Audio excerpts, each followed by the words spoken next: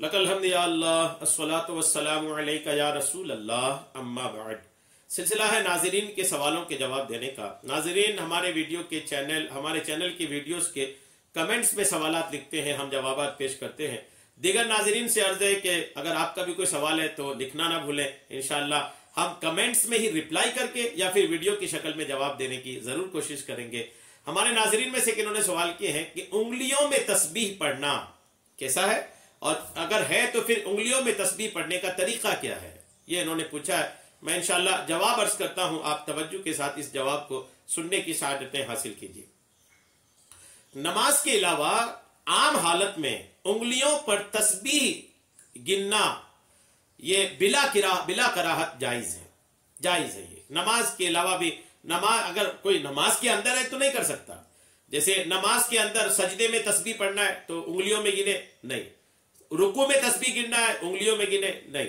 बाज़ औक़ात लोग नफल नमाजों में जैसे सलातुत तस्बीह वगैरह पढ़ते हैं तो उंगलियों में गिनने लगते हैं, इसकी इजाजत नहीं है। उंगलियों में नहीं गिनना है, आपको याद रखने की कोशिश करना है। याद रखने के मुख्तलिफ तरीके हैं, आप उसको याद करें, दिमाग को हाजिर रख करके पढ़ें। नमाज के अंदर उंगली में तस्बीह गिनने की इजाजत नहीं है। हाँ, नमाज के बाहर जैसे आप कलमा शरीफ पढ़ रहे हैं, तस्बीह पढ़ रहे हैं, अल्लाह का जिक्र कर रहे हैं, कुछ भी दीनी आप पढ़ाई कर रहे हैं, आप उसको उंगलियों पर गिनना चाहते हैं तो अल्हम्दुलिल्लाह ये जायज है, इसमें शरअन कोई ममानत नहीं है। बल्कि हदीस पाक में तस्बीहात को उंगलियों पर गिनने का हुक्म भी आया है। हदीस पाक में आका करीम अलैहिस्सलाम ने इसका हुक्म भी इरशाद फरमाया है कि तस्बीहात को जो है अपनी उंगलियों पर गिना करें। और नबी करीम अलैहिस्सलाम से उंगलियों पर तस्बीह पढ़ना सही हदीस से साबित भी है। जी हाँ, आका करीम अलैहिस्सलाम से ये साबित भी है कि आका करीम अलैहिस्सलाम अपने हाथों से तस्बीहात गिनते थे। हदीस पाक देखें आप, हजरत यसीरा रज़ियल्लाहु ताला अन्हा जो हिजरत करने वालियों में से थी, फरमाती है कि रसूलुल्लाह सल्लल्लाहु ताला अलैहि वसल्लम ने हमसे फरमाया था, तस्बीह व तहलील और तकदीस को अपने ऊपर लाजिम कर लो और उनको उंगलियों पर गिना करो, क्योंकि इनसे सवाल किया जाएगा और इनको बुलवाया जाएगा।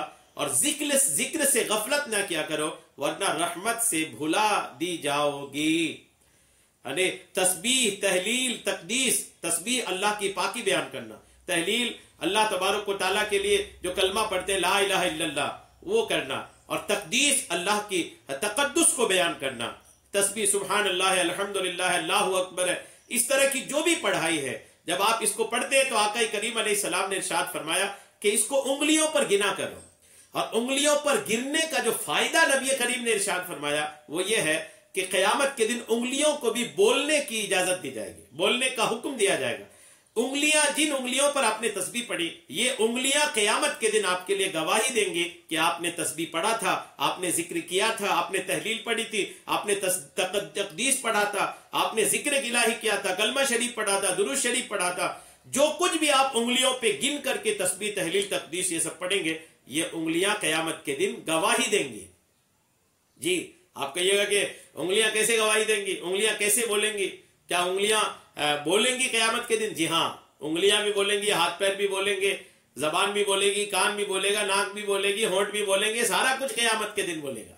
अगर किसी को लगता है कि कैसे बोलेंगे तो वो याद रखे कि जबान में कौन सी मशीन लगी है। जबान में कोई मशीन तो नहीं लगी ना, कोई मीटर तो नहीं लगा है। जबान एक गोश्त का लुथरा ही है। अल्लाह ने बस फरमा दिया जबान बोल तो जबान बोल रही है। जी हाँ, जबान में कुछ लगा नहीं है, अल्लाह के हुक्म है कि जबान बोलती चली जा रही है। यही जबान कुछ गोंगों के पास रहती है, वो नहीं बोल पाते हैं, उनको अल्लाह की इजाजत नहीं है। जिसको बोलने की है, अल्लाह उनको हुक्म दे रखा है बोलना है तो जबान बोलती है। जबान में कौन सा कुछ ऐसा रिकॉर्डर है या कुछ बोलने की मशीन लगी है? ये भी एक गोश्त का टुकड़ा ही है। वैसे बदन के दूसरे हिस्से में भी गोश्त के टुकड़े ही है। तो जिस तरह जबान को अल्लाह बोलने की ताकत दे सकता है, वैसे ही दीगर चीजों को भी बोलने की ताकत दे सकता है, बिला शुबा देगा।